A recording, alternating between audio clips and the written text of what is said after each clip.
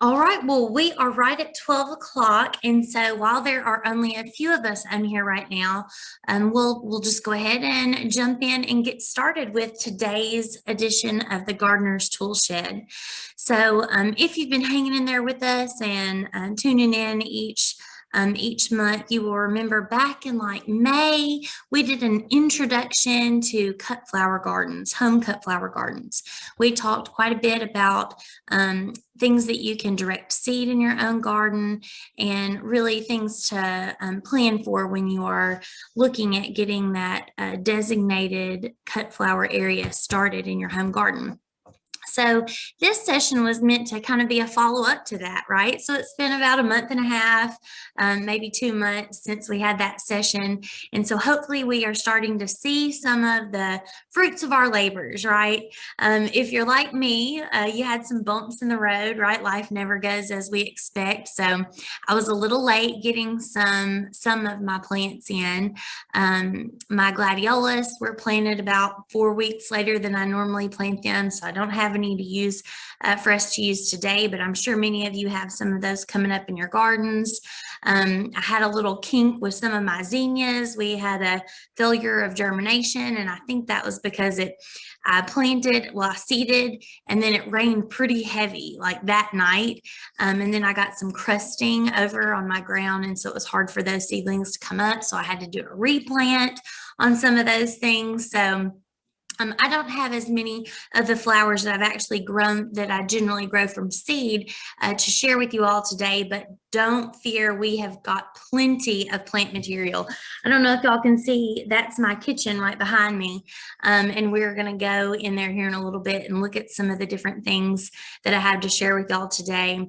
But I always do this, I over harvested in preparation for our visit today. So I have plants everywhere. You walk in here and it just smells like a florist. We've really got it going on here. Okay, so I'm going to, what I'm showing on the screen right here, this was the beginning of a class that I taught to some agriculture extension agents and local cut flower producers, folks who are thinking about going into cut flower production. And so we pretty much have covered all of this information back in May, but I did want to skip down towards the end where we talked about harvest, because we kind of ran out of time in May talking about harvesting, and wanted to cover some of that before we got into arranging. So we talked a little bit about my first point that I'd like to share with y'all back in May, but that is successive harvesting, right? So we need to plan our gardens so that we have an extended amount of harvest periods, essentially. So if we planted all our, let's say, cosmos at the same time, and they all, came up as expected and grew at an equal growth rate. This is in an ideal world, of course, and came into bloom at the same period of time. We're going to have about a good 6 weeks possibly of harvest time, right? But if you want to be able to harvest for longer than 6 weeks with top quality stems, we really need to think about how we time some of these plantings. So zinnias is another good example. They usually succumb to quite a few different leaf spots. That doesn't necessarily make the blooms any less valuable, but it can reduce the overall health of your plant stand and, result in some unsightly blemishes. So one way that we can approach that would be to plan for successive plantings, right? So while that's going to help alleviate some of that leaf disease pressure, it's also going to allow us to have an extended harvest period. So, and then I'm sure a lot of you are thinking, well, zinnias just bloom on their own on and on all throughout the summer once they get going. And that is true, but their first blooms have the longest stems. So if we are really trying to target cut flowers, say if you are trying to market these at a local farmer's market, or, sell quart-sized jar arrangements or something like that, we really need to focus on those higher quality early harvest stems, because the second blooms that come up after that main bloom has spent, they tend to be shorter. I mean, they're just as beautiful, but they're just shorter blooms. So keep those things in mind. So we want to plan for successive planting so that we can have successive harvesting, so that we can have blooms for a longer period, right? The next thing that I wanted to talk about would be timing, essentially. And what I mean by timing is timing of harvest. So, the ideal harvest time really depends on the individual flower. And when I mean time, I don't mean like time of day. I mean stage in that plant's life, right? So, for example, if you have ranunculus, which they're kind of hard to grow in West Tennessee. But if you have ranunculus, you want to harvest those while your bud is still very tight. So if you look at the picture here on the screen, that pink bloom that's right at the front of that bucket is a little too open. We would have preferred to have harvested that while that bud was a bit tighter than that, say similar to the orange buds on the right, or even those white ones towards the back. So another good example would be gladiolus. So, gladiolus bloom on a spike, essentially, and we've got several buds that go all the way up the spike. They begin to open at the base of that spike and then gradually move upwards. The ideal harvest time to harvest those blooms is going to be when you only have 1 or 2 blooms that are open at the base of that spike. And it seems strange because you think, well, you can't even see the color hardly on it, but that actually is the ideal harvest time to harvest that flower in order for us to get the longest vase life out of that cut as possible. A few other examples here. I really love to use Amy, Orleia, and Dara. Those are all blooms that look similar to Queen Anne's lace. But if you harvest them before 80% of their inflorescence, right, they kind of make like a domed bloom. I don't have any to show you today. Mine have already quit blooming. But if you harvest it when those little inflorescence on that dome are less than 80% open, you're going to get a lot of wilting. And this is wilt that's not going to recover once you get indoors. Sometimes you'll be out there harvesting your blooms and things wilt a bit. You bring it inside where you've got air conditioner. Those plants are soaking up some water. Possibly you may have some bloom feed in there. We'll talk about that here in a minute. But oftentimes those blooms will recover and regain their turgidness, but many blooms will not. If you harvest them in an inappropriate time, they wilt and they don't recover from that. So this can be very specific, and the only way to know for sure is just to buy a reference book and keep that on hand so that you know the most appropriate times to do things.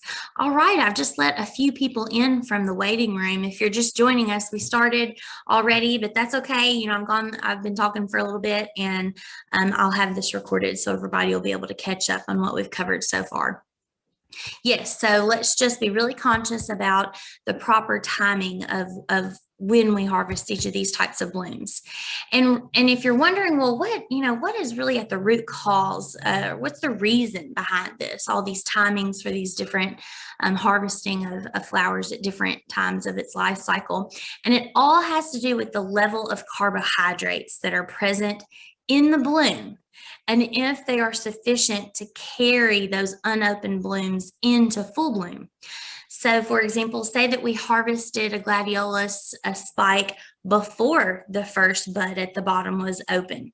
You may not have sufficient carbohydrates built up in that bloom portion of the stem to sustain the opening of all the blooms. There may be enough to get you half the way up the spike, but maybe not all the way to the end of the spike, and vice versa, with the wilting, etc. If you have that adequate inflorescence are open, then you know you've got that certain amount of carbohydrates, and it's going to sustain that bloom and help it have the longest vase life as possible. So now we'll talk a little bit about handling. And this has to do with the time of day that we harvest these cuts, not just the timing that they are in their life cycle. But whatever time we do decide to harvest, it needs to be cool and dry.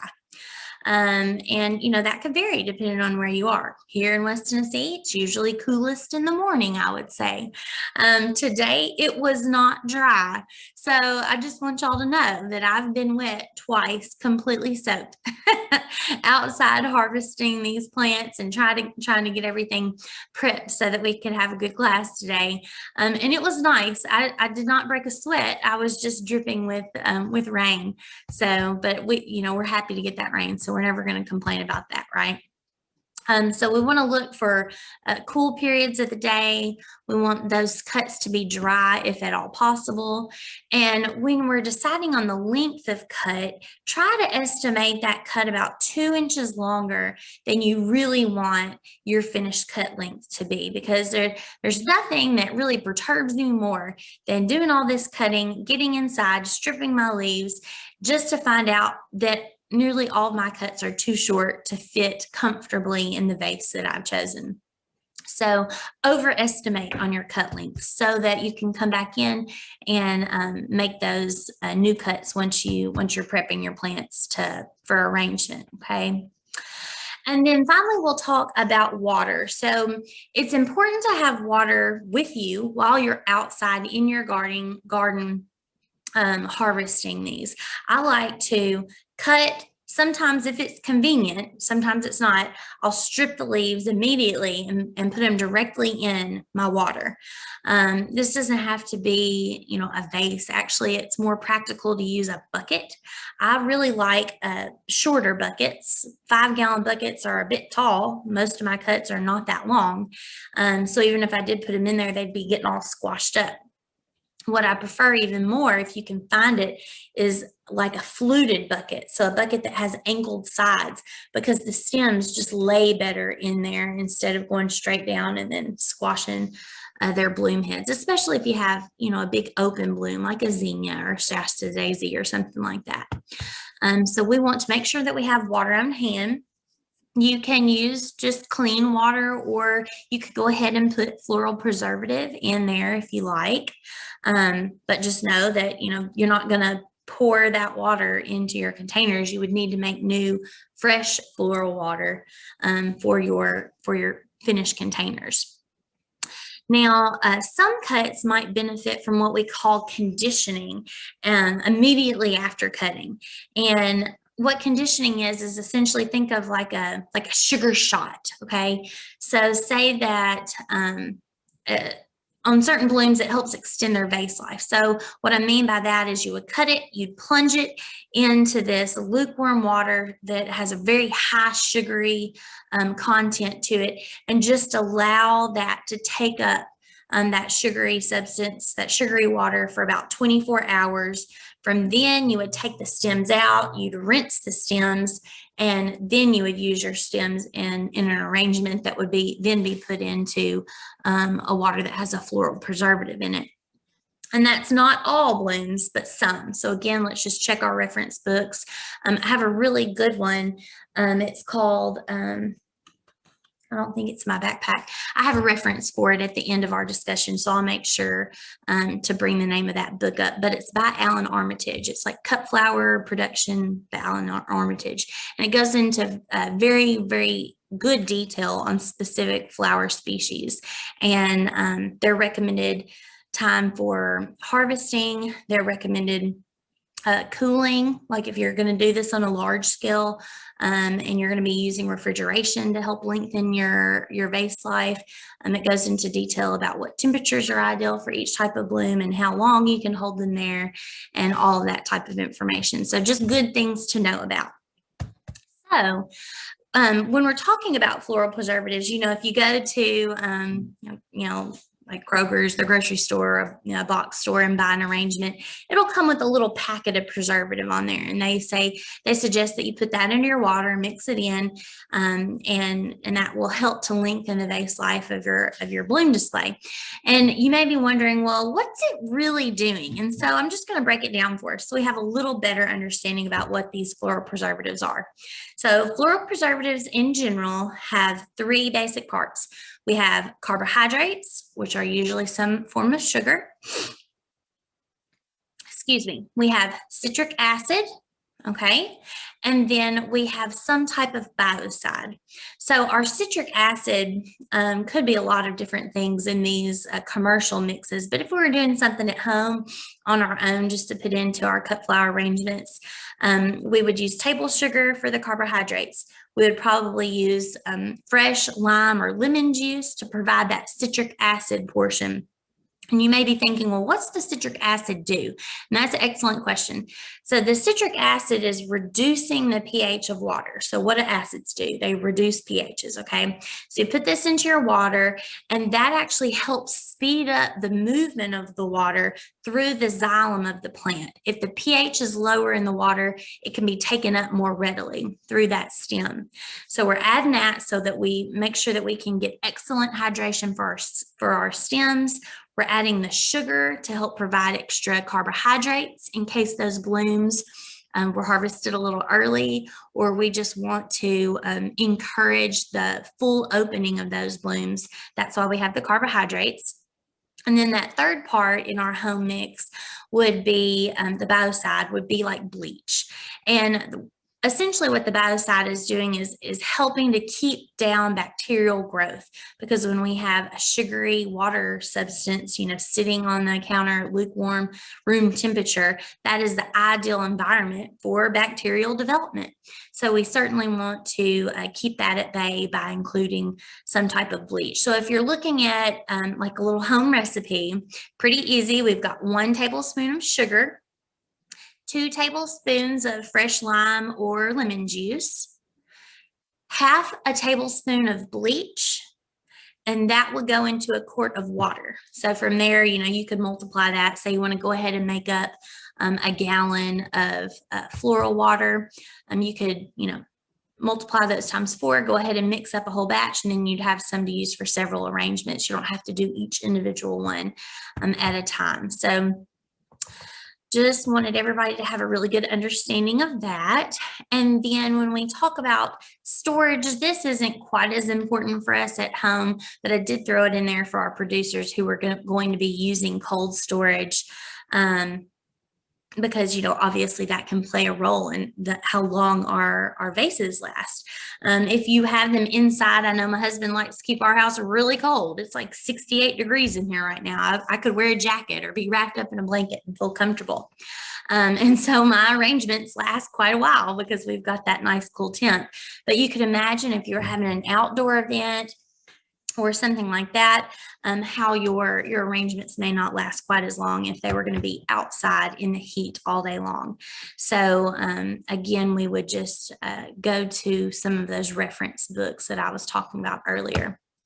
So these are just a few pictures. Y'all might have seen this last May of some arrangements that I did just using different things from the garden. And here, let me see if I can find the name of that. Well, I didn't include that book on here, but yes, please, I encourage you to look up that book. It's Cut Flower Production by Alan Armitage. It's an excellent resource for anybody who's looking to really go into depth with cut flowers. Now, I do want to share with y'all before we get into our arrangements, we have a really cool publication that you can find on uthort.com. It's called Seed Grown Flowers for the Home Garden. And we also have a new publication that's coming out through the Center for Profitable Agriculture that goes into pretty good detail about cut flower production. And I was part of the team that put that together, and we have a really excellent reference chart at the end of that. Let me stop my share, and then I'll start my share. because I want to show you all this publication. So this was a joint effort between the University of Kentucky and University of Tennessee and our Center for Profitable Agriculture. And I'm just going to kind of scan down here through this document so you can kind of see what we're looking at. They kind of cover the whole gamut. We start at the very beginning with production, and we go all the way through with marketing, and lots of resources. And it has excellent pictures in here as well. And these are all pictures from cut flower farms in Tennessee. So I thought that was wonderful. I want to get to the end so I can show you all the chart. So this is an input worksheet, right? If you're trying to plan out your business plan, they kind of gave us some guidelines there, some great extra resources here at the end. And then we get into the table here. So we have a scientific name, common name, whether it type means annual or perennial, the preferred propagation method for each of these plants, when these plants begin to come into harvest periods, and then how long they're harvestable generally after that. We've got a column there that covers any major pests and diseases, and then comments, so that could be anything from tips on when to harvest to tips on temperatures for cold storage, etc. So we have a lot of great information there in that chart that I wanted to make sure everybody knew about. And then the last thing I want to share with y'all before we get into our plants is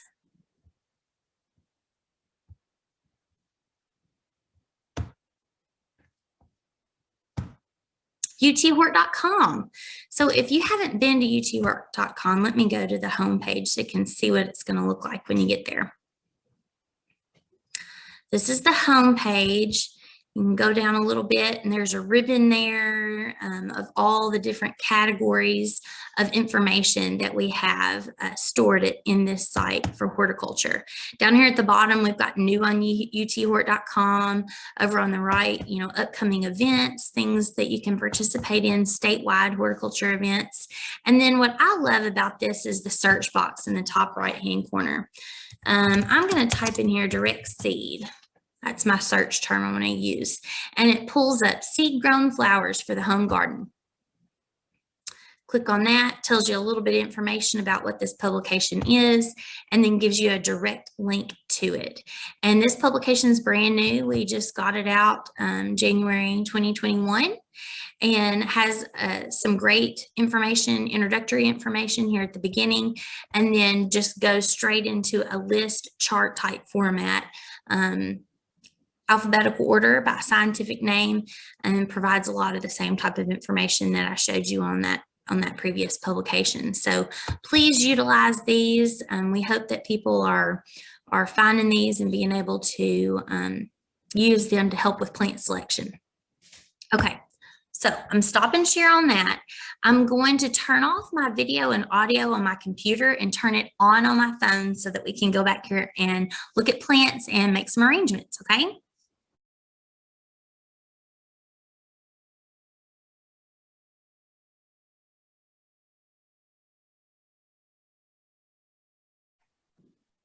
All right, so I could not resist going out and cutting some of my paniculata hydrangea. This particular one is called Phantom. I'm going to put my hand up here so that you can see the dimension. These blooms are huge. This particular one is bigger than my head.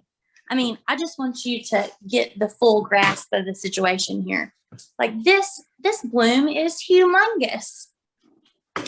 And so while that can make it really difficult to work with in arrangements, I do really, really love them. And so I didn't want to pass up an opportunity for us to talk about how we could use these in arrangements. And when I've got blooms that are this big, I really like to keep things simple. Oftentimes, you don't need anything else in these arrangements. All you need is just this big, impact from this really big, bold bloom and bold foliage. But we're going to do a little something fancy with it here in a little bit.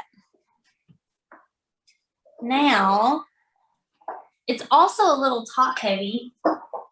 And when I was getting ready for class, it fell over and spilled all of its water.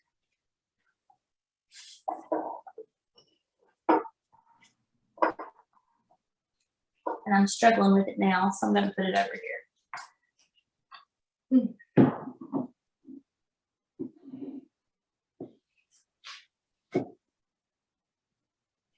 Okay, so hopefully that's going to stand up on its own and be okay. So this vase here is just a vase full of different foliage plant material. And I think it's beautiful the way that it is.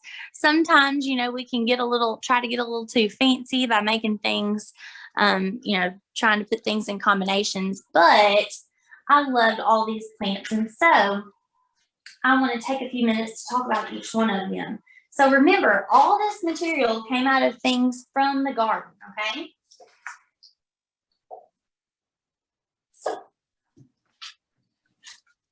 This first plant that I want to talk about, this is Alyssum Florida Sunshine. So this is an anise plant. And it has, I can smell it right now, it has a really strong licorice flavor. The foliage is evergreen. I'm going to try to get up pretty close so you can see. It's evergreen and it has a shiny kind of texture to it. The newest foliage on this particular cultivar is really, really like light yellow, almost a chartreusey type kind of color. And then the older foliage gets a little darker, but it still has that bright, you know, that bright yellow color to it.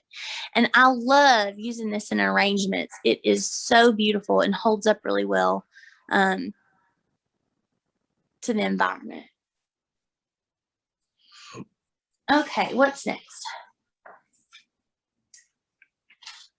Okay. These are several fronds from an autumn fern. Okay, so this is a really typical fern. It's a perennial fern.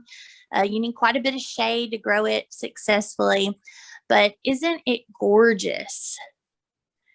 And of course, when we're trying to plan for really beautiful arrangements, you know, we try to plan for a mixture of different types of textures. We want plants that are going to serve different purposes. We need not only do we need those eye-catching showstoppers like the paniculata hydrangea or the really colorful blooms of zinnia, but we need some good fillers and some good foliage material to create that texture and contrast. And I am by no means like excellent floral designer. You're going to see from some of the things that I do, it's more of a whimsy, kind of a prairie cottage garden style that I have. But I appreciate the concepts of design. And so here I went ahead and pulled a few hosta leaf off. I thought these are really gorgeous. It's hard to see in the light of my kitchen, but these kind of have let me get them up here. These kind of have a powdery blue cast to them, and they're wet, so that kind of dampers things. Oh, there we go. Now I can see.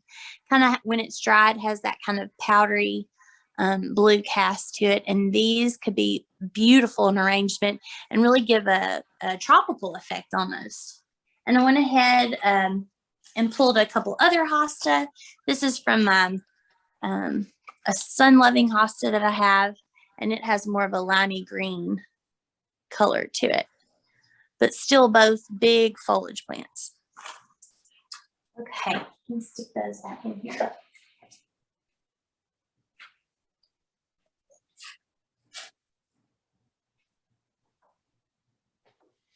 So, I mean, if it were me and I were having an event where I needed some really big floral arrangements, something that was really going to make an impact, you might consider just combining different height containers and using something as simple as one type of flowering plant with several smaller containers of different textured and colored foliage. And I think that could really make an impactful presentation right there. Okay, cool.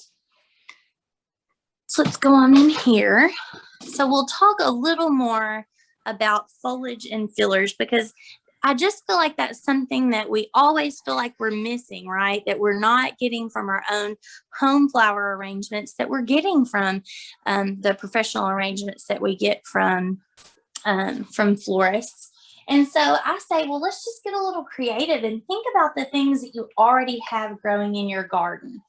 So this first bunch of plants that I'm holding here, this is Ogon spirea. I'm going to try to get it close to the camera so you can see. So Ogon spirea is a woody shrub. It's nearly evergreen. Its leaves turn orange in the fall, hang on pretty much all the way through winter, finally begin to drop their leaves right as they're putting on white blooms on bare stems in about January. And then when we get into April or so, it begins to leaf out. There we go. Let's make sure everybody's muted there. Mute. There. Okay, good deal. But this has a lovely feathered kind of texture. The newest growth is a chartreuse. Again, has that really bright yellow kind of color to it. And then you can see this portion that I harvested over here, that was from more underneath the plant. And this was right here up on the top where it gets a lot of sun. So the more sun it gets, the brighter yellow it gets. So that could be a really pretty addition if you needed some filler. This next plant that I wanted to share with y'all, it is so cool. So this is Amsonia, and this particular one is Amsonia hubrichtii, and I'm going to try to get close so you can see, has this really fine, ferny almost texture to it. And it is so, so beautiful. It just blows in the wind. And all I did was went out there and cut a few stems off of it, stripped those little leaf blades off the bottom. And this is what we're left with. And so we're going to be able to use this in lots of different ways. And if you'll hold on another month or so, can you see these bean pods that have begun to form right here? So those are super, super unique, and they begin to turn kind of a yellowy orange color. And so they can add another level of interest to an arrangement. One time I cut these and I stripped all the foliage off and only left those colored seed pods, and it was a showstopper. So beautiful.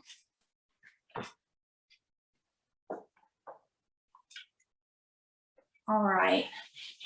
The next plant I wanted to share with y'all is Artemisia vulgaris. And so I say that its Latin name is fitting because it is vulgar. It behaves more like a weed in the garden than an actual ornamental plant. But I like it because this particular one is variegated. I'm going to try to get up close so you can see. So that variegation in the leaf. And so it really adds a pop to certain places in the garden, but I have to stay on top of it because I don't want it to take things over. And it's also very, very useful in arrangements. I like its form. Can see how it's airy, but still has that pinnacle on the top. I like to use it in combination. Sometimes I'll use this as the base for an arrangement and then insert other stems into it, and it kind of helps to hold things up because it has a really nice, strong structure to it. So lots of neat things. Just kind of think outside the box and try to use some plants that maybe wouldn't initially strike you as plants that could be used in cut flower arranging. All right, next, I wanted to show y'all my zinnias and some other things. I'm trying to change my screen so y'all can see it bigger. But that's not working. That's all right. So what we have here, you can see in the front, I have some zinnias. Like I said, my harvest wasn't coming in right, so I don't have quite as a good display as I would have liked to have to share with y'all. But I went ahead, most of these flowers, I've already stripped and cleaned them. So if you don't know what I'm talking about, when you cut a stem, you want to strip all the leaves off. And so I usually just do this with my fingers, hold it here at the top and just quickly strip straight down that stem. And you have to be careful sometimes. Let me show you one. I heard it crack when I was holding them in my hand. This particular one had a pretty weak area right up here at the head. You can feel it's kind of hollow in there. And so if you're not super, super careful, they'll bend over. And that is not something that we want to see in a cut flower arrangement. So even though that is beautiful, I'm probably going to cut that off and put it in a bud vase. Another thing that I like to do with my stems is kind of grade them, especially when I'm using something like zinnias. So you can see this handful that I'm holding right here. They all have similar length stems. I'm not saying exact, but if I were going to be using a 4-inch vase, this would be the type of the stem length that I would look for, not this longer 10 to 12 inch stem length, right? And I just don't want to spend a lot of time trying to pick one out of the vase and then saying, oh, you're too short or oh, you're too long. So as I'm cleaning the stems, I just go ahead and try to do a little sorting on the front end just to make sure. Oops. And so here's a great example of those longer stems I was telling you about. Okay. All right, the next plant in here that I wanted to share with y'all, we saw pictures of it, but this is Cosmos. And this particular batch was a little past peak, but I'm going to try to hold it up there so you can see it. Here we go. Here's our beautiful little blooms. And you can tell, I don't use any insecticides, so I've had quite a bit of insect feeding on some of my plants, but that's all right. These are home arrangements, so we want to be flexible. But the impact that these make in mass is so beautiful, and that's one of the reasons why I love Cosmos. It provides that little hint of color and lots of airy, ferny foliage, which y'all are going to learn is one of my certainly one of my go-tos. I'm more of a cottage garden style person. I don't even have a lot of form or structure in the actual garden, so I can't imagine that I would have it in my flower arrangements. All right. So now I wanted to share another plant with y'all. And so nobody understands what I'm talking about when I say, oh, I love Abelia and I use them in arrangements all the time. And they look at me like I am nuts. But this is what I'm talking about. Look at this Abelia. I'm going to take one out so I can put it up close to the lens. So this is one stem off an Abelia. Obviously, I've stripped the leaves already. I tried to pre-prep everything. And you see how it has this really nice, it fans out from the main stem here. And at the terminal end of each one of these branches is a beautiful little, inflorescence. And look, a bee has followed me home. Do you see that bee right there? It's just been eating away on these blooms, helping itself. But look how cute those are. Aren't those beautiful? I'm gonna hold it still so you can see. So even when these smaller blooms fall off, these trumpet-shaped blooms, you still have those colored calyxes that are left behind, and they are so gorgeous. I mean, it reminds me of a hydrangea. You know how like Annabelle hydrangeas that were in full bloom in early spring are still looking beautiful in the garden because their blooms almost dry. They're like frozen in time, and they begin to turn, some darker shades. But I think they're still just as beautiful, and that's one reason why I love Abelia. So don't discount Abelias if you have some of those growing. Now, another plant that I feel like might be underused in arrangements, and there could be a good reason for that, is salvia. So it is hard for me to time harvests of salvia to coincide with events, major events. So I was going to help decorate for a tea or a party or something like that. So this is from Amistad salvia, and it is gorgeous, and it has this really beautiful purple color to it, really light purple bloom with a dark purple calyx. But this one is past its peak, and you can see all the blooms have already fallen off, and all we're left with are the dark calyx, which is fine because those are interesting to me as well. Now, this is a great example of one that has just begun to open up. So here in another week or so, this would have been perfect for harvest and display. But so many times we end up with one that is in between. So you can see this middle terminal here has already lost its bloom and its calyx, and the other terminal ends have not even begun to shoot up their flower stalks yet. So it can be a hit and miss type situation, but the plant itself, even without any blooms per se, is beautiful. It has a really nice structure. The leaves are always clean. That's another thing I like about it. Don't have to worry about a lot of disease on salvias. And what else do we have? Thought I had lantana over here. I don't have any lantanas over there. I must have put them in a different container. All right, and now we're going to get into some of our flowering plants. They're stuck. Okay, so what we have here in the front is Rudbeckia, and this is one that I love so much. It is an annual, reseeds itself. I've had some plants that I feel like are coming back from the base of their rosette each year, but for the most part, this is an annual Rudbeckia. And you see how large flowered it is. And it really stands out in the landscape. So sometimes it hurts my feelings to cut them for arrangements because they are just so colorful. They look like little miniature sunflowers, and I just love them so. But this year, you can see I've had quite a bit of insect feeding on the petals. So some of them are a little distorted and don't look exactly perfect, but hey, that's part of life, right? I like the quote.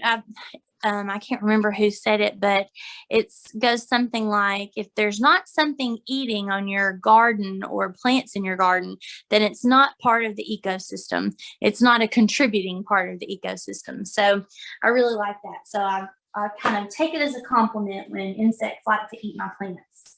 But this plant is lovely.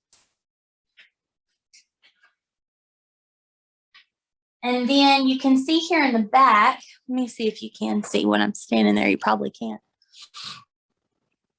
It's hard to do this and video yourself at the same time. So you can see the plants that are here in the back. This is another type of cosmos. This is Cosmos sulphureus.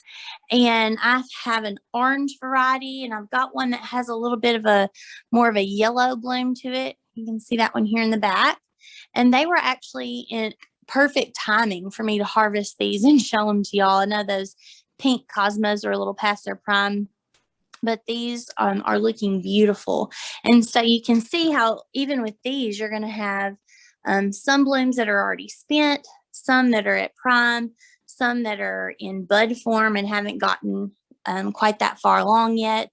So it just takes a little bit of, you have to take the good with the bad when you're dealing with that. And then here it is. I knew I had some lantana in here. So I really love using lantana in arrangements as well. Some people hate the smell of it, but I really like the smell of lantana. So that might make me strange, but it does have a pretty strong aroma. And this one right here is a perennial form. So this is Miss Huff.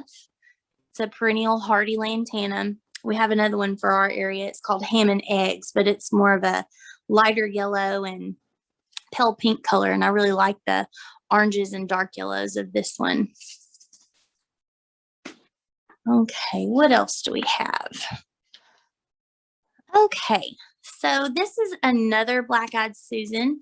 This might be one you might be a little more familiar with. It's perennial. It spreads by underground rhizomes. It can actually just almost create a matted ground cover if you let it do its thing in your garden area. And I love it as well. This particular one is looking a little better as far as the blooms go, but it does have some foliar leaf spotting on it. So, but that's okay. You can always strip those leaves off if you don't like the look of it. But again, I'm not quite as picky, so I don't really care. I love the form of this plant. Let me show you one of the stalks. So it has one, if you go down deep enough into the plant, I would go down deep, deep, deep, cut it way down here so that you get one stalk that has many branches on it. I love that branching because it helps serve as scaffolding for the construction of the rest of your arrangement building. Now, if you have really small vases, you know, of course, you can just pull each of these individual stems off, strip those leaves, and use those for smaller arrangements. But if we're talking about something large, you definitely want this big stem.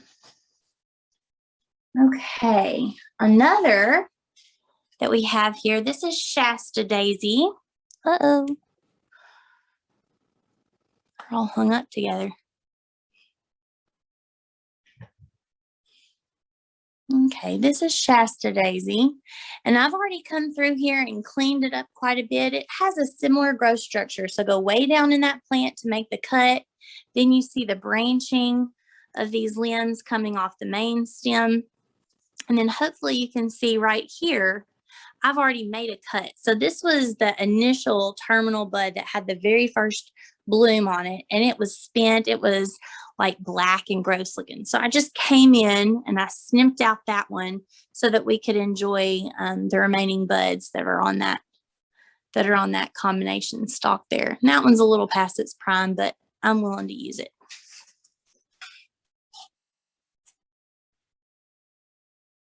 And then I could not pass up an opportunity to get a couple cut stems off of my crepe myrtle at work. I ran to the office this morning before I came home to get ready for our talk, and the rain had these weighted down. They're usually so high up that there's no way that I could possibly reach these. But these grow right above those Abelia that I showed you earlier, and they have a beautiful color combination with those light pink colors. And so I thought, well, wouldn't that be pretty if I took a few of those cut stems and included those in an arrangement? So again, I stripped the leaves here to get it ready. Now, when you're dealing with blooms that are as big and as heavy as some of these are, like the crepe myrtle, like the paniculata hydrangea, it could be beneficial to use some styrofoam. Now, I'm going to show you, all I had on hand is this dry foam that you use for like fake floral arranging. I had stuck in some old containers that I used for a larger arrangement. I didn't have any wet foam, but wet foam is certainly what you would want to use when you're doing live arrangements. So the trick to using wet foam successfully is to fill, what I like to do is fill a bucket or your sink with water, cut your foam into manageable pieces, and just float them on the top of that water. Do not submerge them. Don't push them down, because then you'll have pockets inside that foam that don't become fully saturated. So what we're trying to do is to get that foam block to soak up as much water as it can. When it's fully moistened, then we insert that into our container. You would put that, let's say we were using something like this container here. We would put that down in the base. Sometimes you probably need to use a knife to kind of shave on it to get it a really nice fit down there in the base. And that is going to help give extra support to those very, very weighty stems, okay? Another approach would be to use vases that don't have fluted sides. So when you have large, heavy vases, it's more beneficial to use a vase similar to this, where we've got a really tall vase with nice straight sides. But for the most part, when I'm doing arrangements, we'll say mid-size to smaller type arrangements, I really prefer something that has a slight flare to it, because it allows those plants to just kind of naturally spread out and take on a more natural form, which is what I really, really like. So lots of options when we are picking containers for our arrangements. Okay, just wanted to show y'all a few things since we're talking about containers and when to use what. Sometimes I buy vases without like actually thinking about their practicality. So obviously this vase, while it's beautiful, is not going to serve many purposes for me. I'm going to be able to fit very few stems in there, and they're all going to want to stick straight up instead of hanging over naturally. So I'm really going to have to be careful when I'm deciding what kind of plants to put in there. Here is another example. I bought those together pretty much just because I like the combination of the colors and the shapes of the vases, but it has a really small opening with a very narrow neck. And so pairing those would be strange, and I would actually put flowers in them that could hopefully complement each other in the end, instead of depending on those to be a standalone arrangement. Now, this container that I showed you a minute ago, I really like how it's fluted out here at the top, but this would be for a humongous arrangement. This is not an everyday arrangement vase, so that's not something that I would probably use on a regular basis. But let's talk about something that would be a size that I might use on a regular basis. A pint-sized mason jar, or a quart-sized mason jar, actually. Either one would be something, that I would set on my dinner table. It's small enough that we can see over it and still talk to each other, but it's big enough to make an impact. And I love these. This is like a little frog. I found these at a dollar store or something several years ago, and they fit right into the lid of a standard size mason jar lid, not the wide mouth lid. And you screw it on, and that little grid serves as extra support for those blooms when you're sticking them in. Sometimes I'd put in a bloom and it would fall to the side, and I'd take it out and I'd stick it in and it'd fall to the side, and it's not staying where I want it to. But with these little frogs, that helps kind of mitigate some of those issues by giving it extra support. Now, if you don't have a frog and you cannot get your plants to cooperate, I'm going to show you another little trick. I've used floral tape for this before. I'm trying to find a way where y'all can see it. Let's go over here. Maybe you can see it better over here.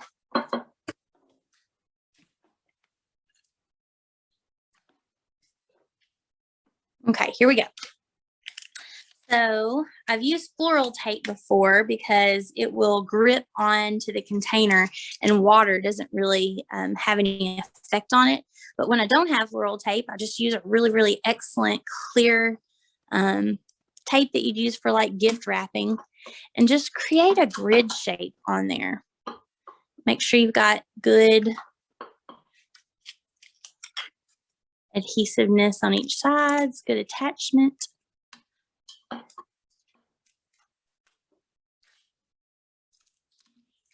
I'll do like 2 horizontally, maybe 2 vertically, maybe.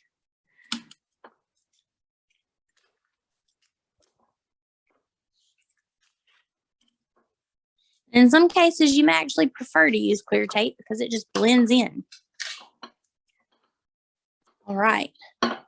And now we have an instant grid that's going to help give us a little support when we're putting in our blooms. Like I said, I love a fluted top because it allows some like natural hangover, but at the same time, you want to have something really strong and sturdy for this central part of that container as well. Okay. What do we want to do next? Okay, let me show y'all a few little things before we try to make a large arrangement.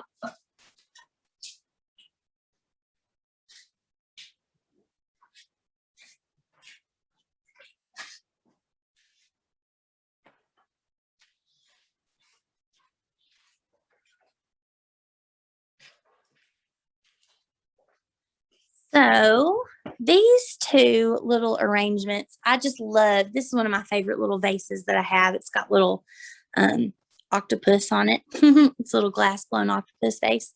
But this is one of my favorite sizes of arrangements. Like I was telling you, the vase is probably about 4 inches tall. The overall arrangement is maybe a foot tall at the most.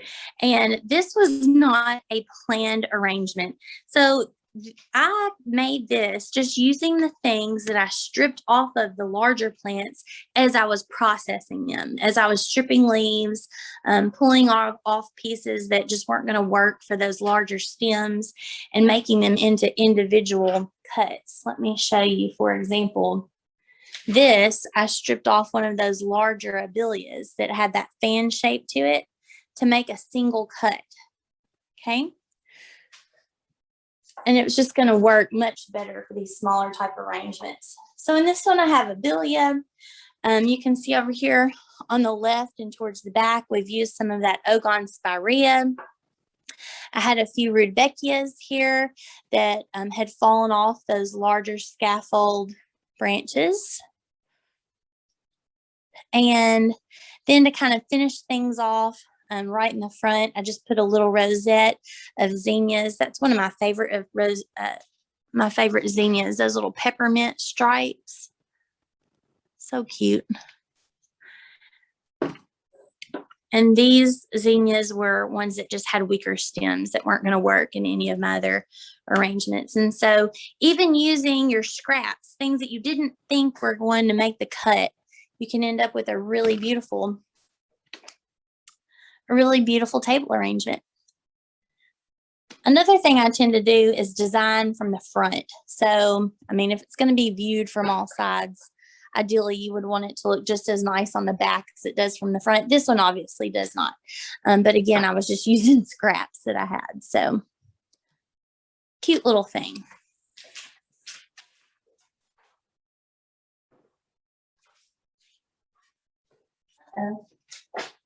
So I'm going to make it in there.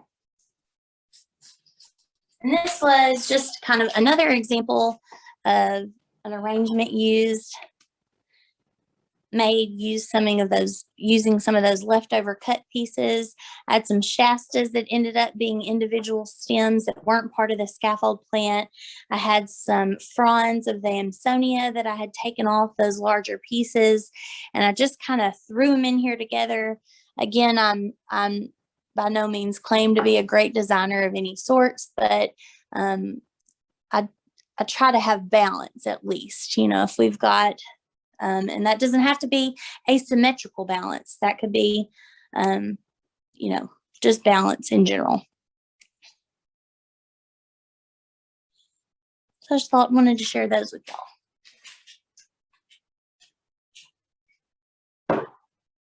All right. And so while we are at, let's see.